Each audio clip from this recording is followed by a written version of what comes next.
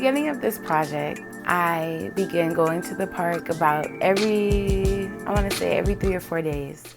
And I would just take everything I saw in first. For the first week, I just looked at everything. You know, I took pictures and I did one of the pamphlets, the kids' pamphlets, where it tells you about all the nature and all the ecosystem within the park.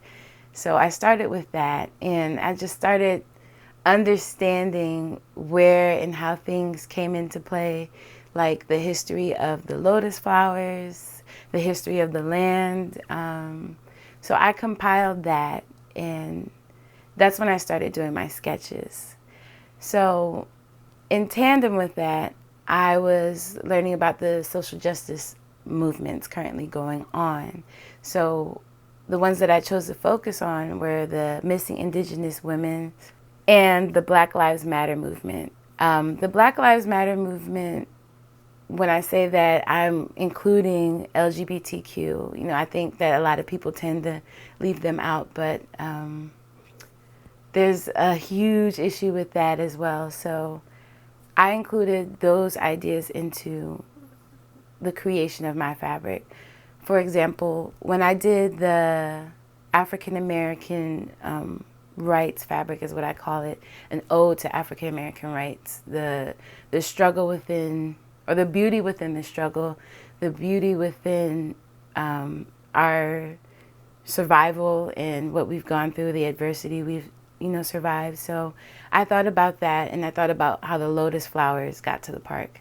So the lotus flowers, they were brought from a foreign land, and they were forced to thrive. And though the friends at the aquatic gardens take good care of them, but just the idea of being brought from a faraway place and having to thrive and reculture and exist. So that's why I kind of brought those two together, brought those two concepts, the concept of the lotus flowers at the park and the history of African Americans in America. So also in the fabric, I took the names of people who were killed by police brutality. Those include trans women, those include black men, those include black women, and members of the LGBTQ community as well. So I took all those names and put them in the fabric. The second fabric is an ode to the Native American people that used to dwell in the land of Maryland, DC, and Virginia. Currently, that culture has been lost. There aren't a lot of, I want to say, articles or pieces of information on them.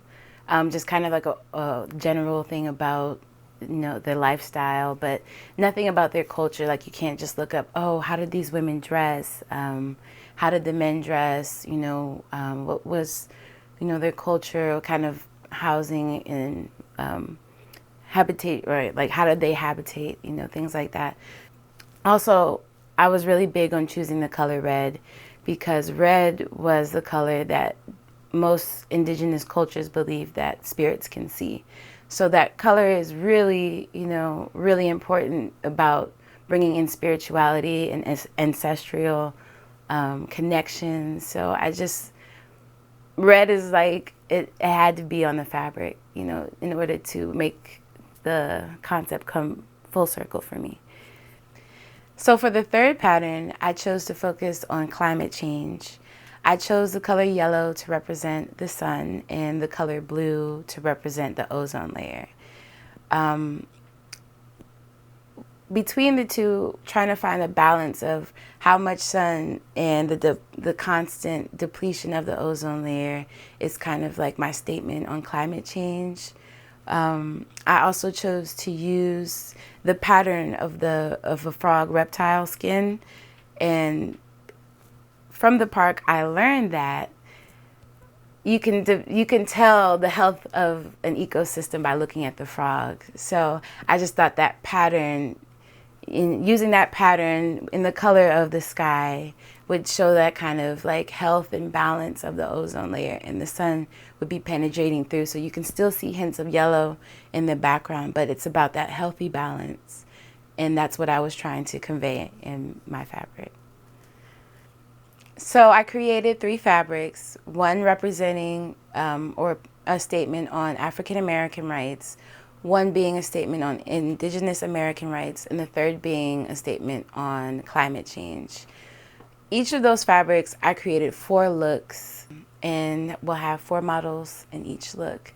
And some of the shapes and silhouettes in the fabric or the designs represent some of the greenery or some of the flowers and ecosystem of the park. So I use red rope in each look.